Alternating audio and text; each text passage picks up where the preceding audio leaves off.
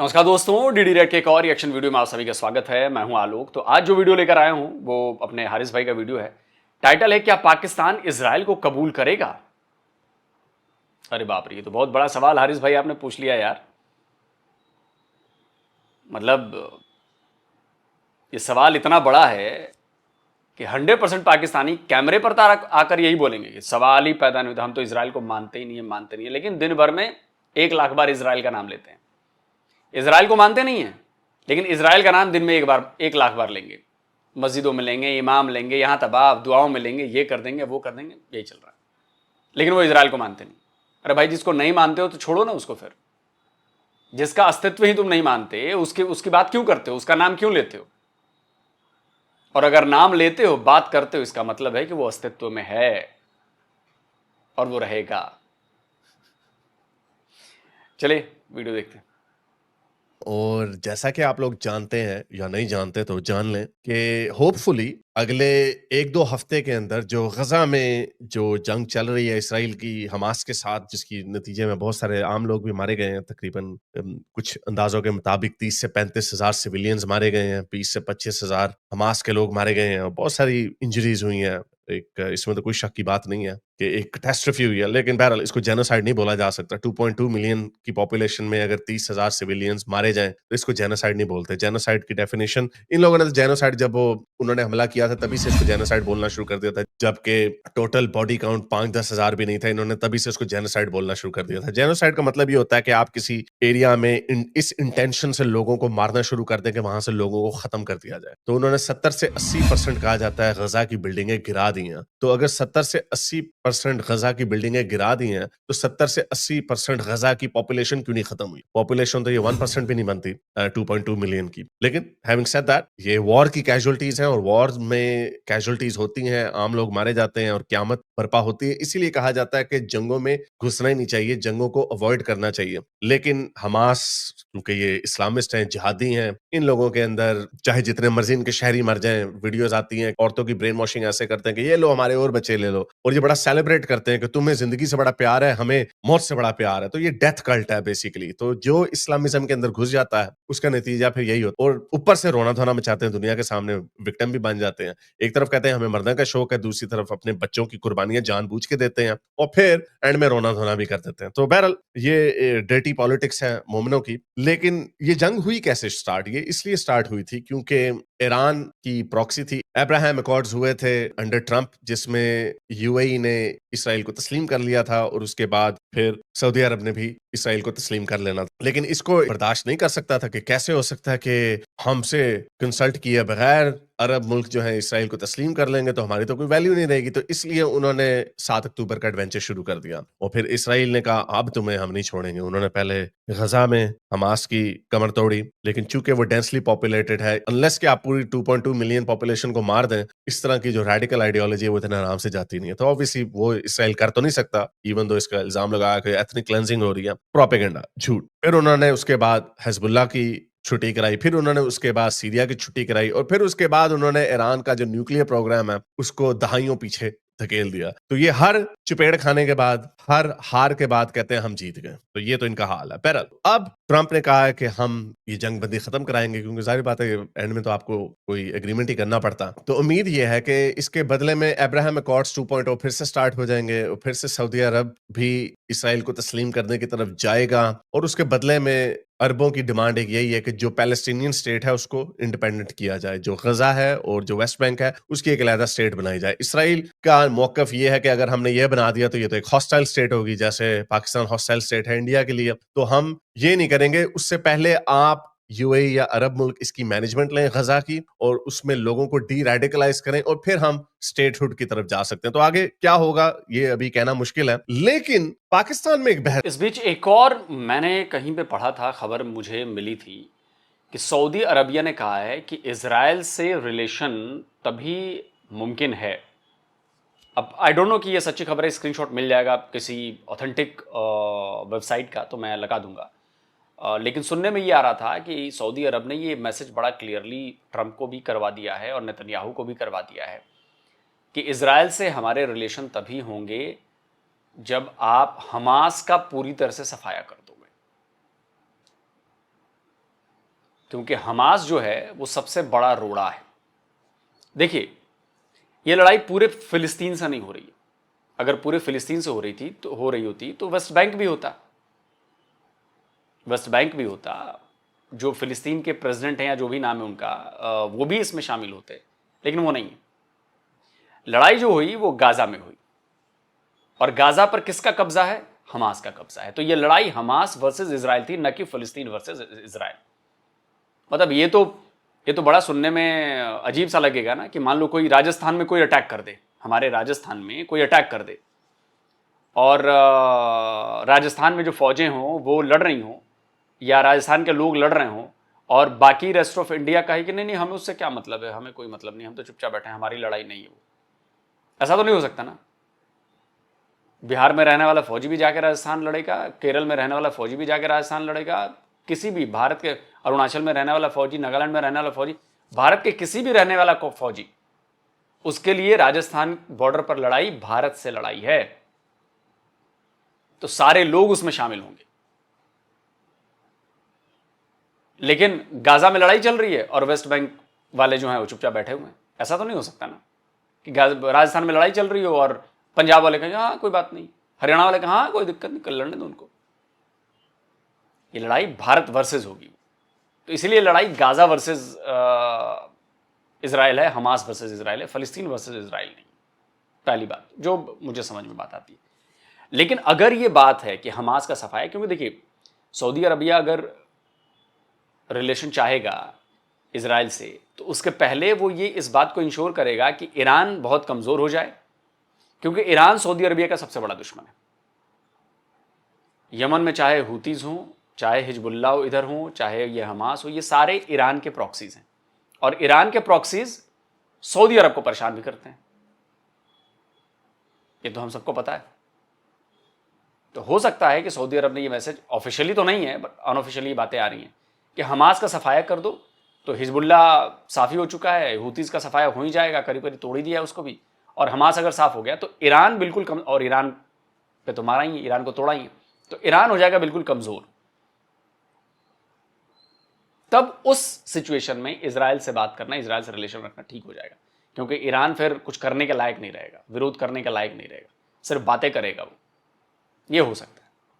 पाकिस्तान में एक बहस छिड़ गई है। पाकिस्तान का भी नजरिया यही है। पाकिस्तान भी असल में टू स्टेट सोल्यूशन को मानता है कि पैलेस्टीनियन स्टेट्स को स्टेट बनाया जाए और इसराइल की जो अभी बाउंड्रीज है 1967 तक, उन तक इसराइल को वापस ले जाया जाए। लेकिन एक कंस्पिरेसी थ्योरी बड़ी पाकिस्तान में आम है कि वो जी ग्रेटर इसराइल का प्लान है। ऐसा कोई कहीं पे भी इसराइल ने ना ये कभी अपना स्टेटेड ऑब्जेक्टिव बताया, ना कहीं पे कभी ये बात आई है। इवन चैट जीपीटी से भी पूछ लेना कि एक बात करते हैं कि उसने, नेतन्याहू ने यूएन में एक नक्शा दिखा दिया था। वो उसने नक्शा इसलिए नहीं दिखाया था कि ये हमने इसराइल बनाना, वो अपना हॉस्टाइल जो टेरिटरीज थे उनको आइडेंटिफाई कर रहा था। बहरहाल इसका सबसे बड़ा सबूत ये है कि ये नक्शा देखिए, 1967 की जंग के बाद इसराइल ने इतना बड़ा एरिया, ये जो रेड है ना, ये साइनाई पेनिनसुला, ये इजिप्ट का हिस्सा था, साइनाई डेजर्ट, और बिब्लिकल रेफरेंसेस भी इनके मिलते हैं। इसराइल इसके ऊपर क्लेम कर सकता है, लेकिन ये अपने से बड़ा, अपने से 2 गुना बड़ा एरिया इसराइल ने फतह कर लिया था, ये साइनाई पेनिनसुला। लेकिन एज अ गुडविल जेस्चर उन्होंने ये इजिप्ट को वापस कर दिया। अगर ग्रेटर इसराइल बनाना था तो ये जो इसराइल का जो एरिया है इसको भी अपने अंदर जम कर लेता, लेकिन उसने ये आई थिंक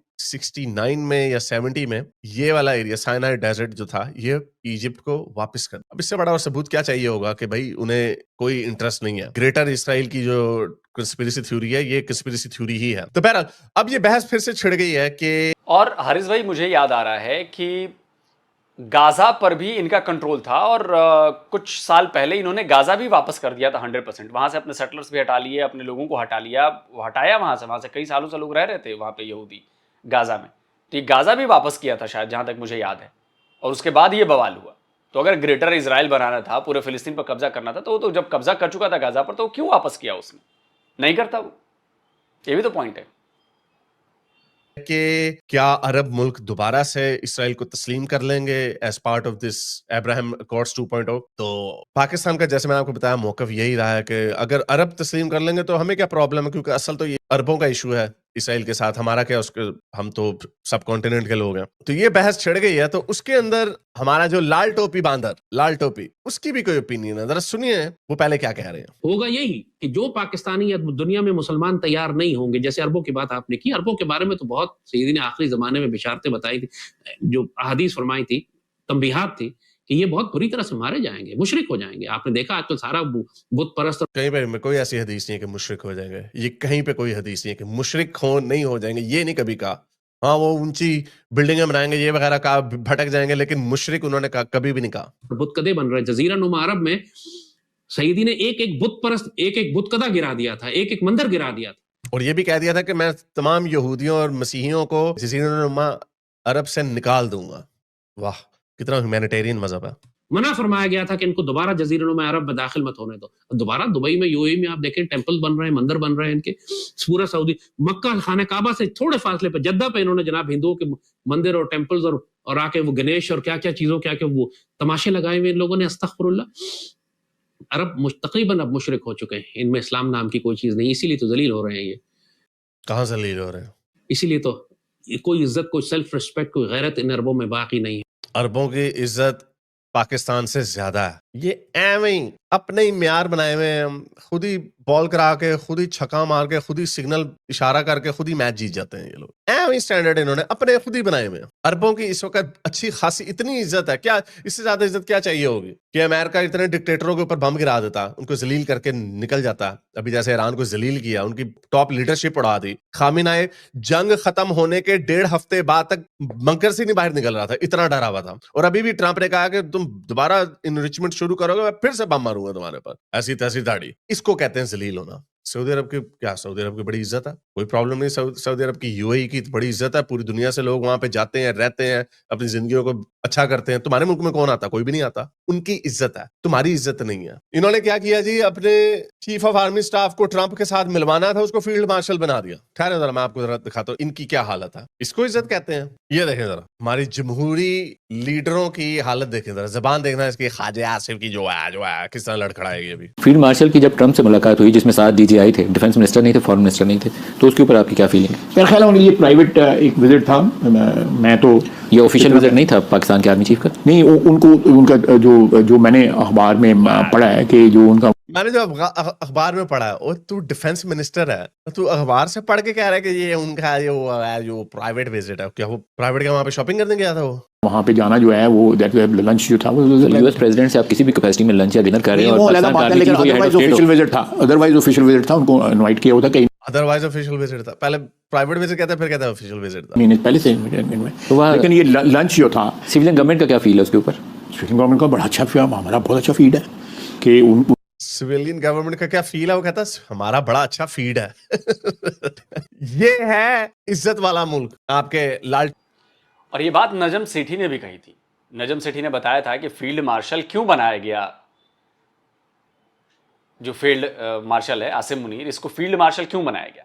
तो मैं चाहता हूं कि मैं दर्शकों को ये सुनवा दूं कि फील्ड मार्शल आसिम मुनीर के बनने के पीछे की वजह क्या थी, पाकिस्तानी की जुबानी। लगाओ भाई क्लिप। बात तो यहीं से शुरू हुई होगी कि is there any way that our army chief can have an interaction with President Trump. मगर ये जब ये बात हुई होगी तो फिर मेरा ख्याल है बात आगे बढ़ने के लिए हो सकता है ट्रंप ने कहा हो कि मैं मिलना चाहूंगा, तो फिर मेरा ख्याल है ये फैसला हुआ कि अगर फील्ड मार्शल हो जाते हैं ये और वो एनएसए हो जाते हैं, तो फिर एक फील्ड मार्शल जो है is almost like a head of state, he is actually above everything else.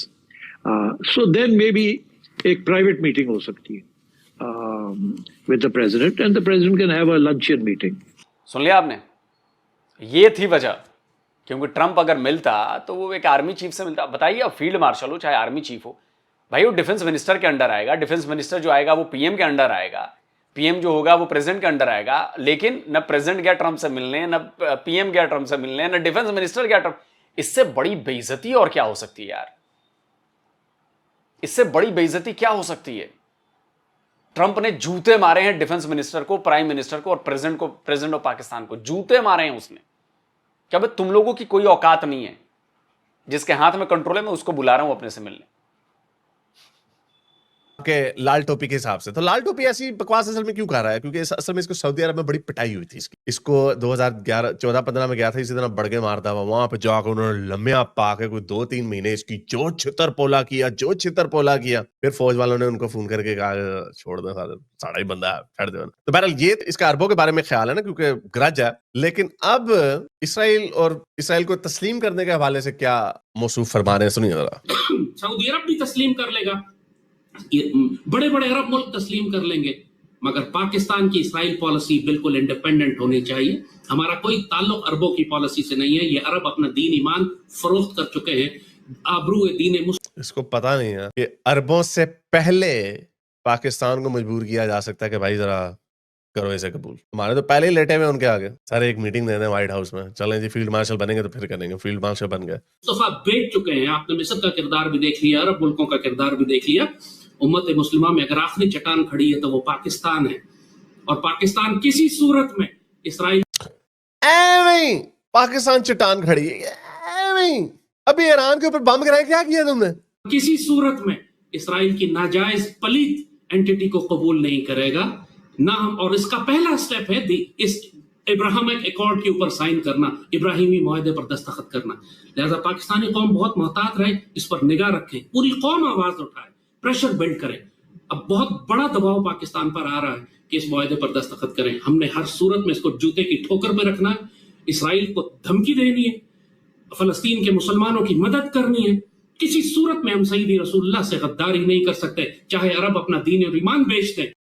तो मेरा ख्याल से बड़ा मजा आएगा जब सऊदी अरब उनको तस्लीम कर लेगा और फिर पाकिस्तान को कहा जाएगा तस्लीम करो। तो हमारे जो फील्ड मार्शल साहब हैं उन्होंने पूरे तरीके से सिविल सोसाइटी को तो जकड़ लिया, सारे डरे हुए हैं, घबराए हुए हैं। और ये आपको जितने नजर आ रहे हैं ना, सारे ये उन्हीं के चेले पेटे हैं। ये राजे रूजे जो है, जो बड़ी बड़ी भड़के मारते हैं, आवाम को पकाते हैं, इन्होंने एकदम से चुप कर जाना, इन्होंने कुछ भी नहीं बोलना। तब ये शायद ना कहें कि हाँ हमें तस्लीम कर लेना चाहिए, तब ये चुप कर जाएंगे, गायब हो जाएंगे। क्योंकि इन्हें पता है कि अगर अपनी जुबान हिलाएंगे, जो जिनको अब्बू बना चुके हुए हैं, जिनको इतनी ताकत दे चुके हुए हैं इंडिया को हराने के बाद और चुप हो उन लोगों ने इनको क्या नाम, वो चुप कर जाओ, उन्होंने चुप कर जाओ। तो बहरहाल बड़ा मजा आने वाला। अगर आपको मेरी ये वीडियो अच्छी तो सही वीडियो हो गया खत्म। और ये वाकई बात तो सच है, पाकिस्तान का मामला फंसने वाला है।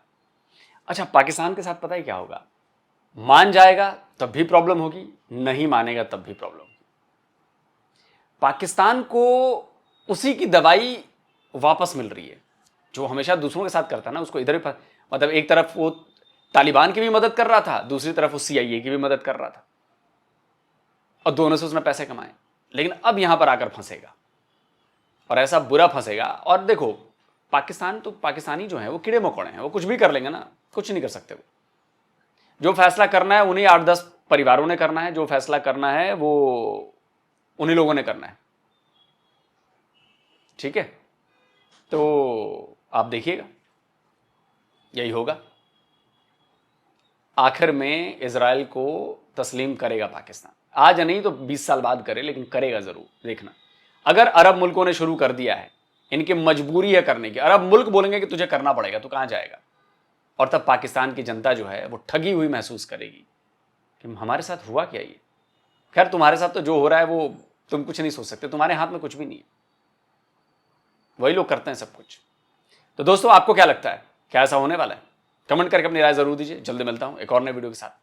नमस्कार, जय हिंद। तो अगर आप चाहते हैं मुझसे बात करना, मुझसे कोई सवाल पूछना, तो फैन कॉल पर आप मुझसे कनेक्ट हो सकते हैं। फैन कॉल में ये सुविधा है कि आप अपने हिसाब से वहां पर जाकर टाइम स्लॉट बुक कर सकते हैं कि आपको फलाने दिन मुझसे बात करनी है, फलाने टाइम पे मुझसे बात करनी है। लेकिन ये भी बता दूं कि ये पेड सर्विस है,